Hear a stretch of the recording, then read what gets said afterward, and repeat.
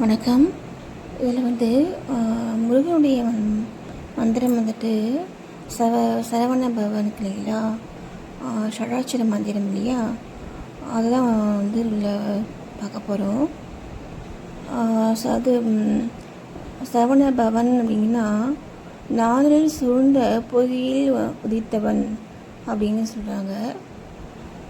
சா அப்படின்னா செல்வம், ரா அப்படின்னா கல்வி, வானா முக்தி, நானா பகை வெல்லல், பா அப்படின்னா காலம் கடந்த நிலை, வாங்கிறது ஆரோக்கியம்.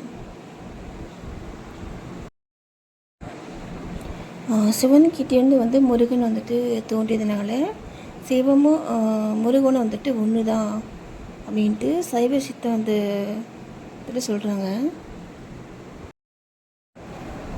ஓம் சரவண பவாய நமக.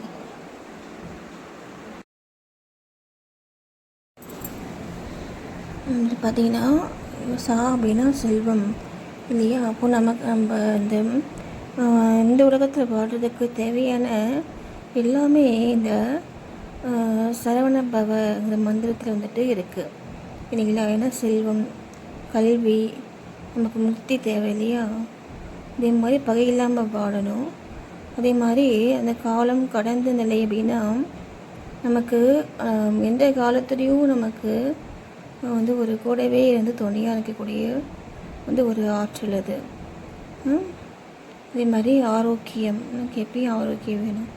அப்போது நமக்கு தேவையான எல்லா நன்மைகளையுமே இந்த முருகனுடைய சரவண பவங்கிற மந்திரம் நமக்கு கொடுக்குது இல்லையா. அதனால் நம்ம இந்த சரவண பவங்கிற மந்திரத்தை நம்ம வாழ்க்கையில் நம்ம ஃபாலோ பண்ணி எல்லா நன்மைகளையும் நம்ம பெறணும். நன்றி.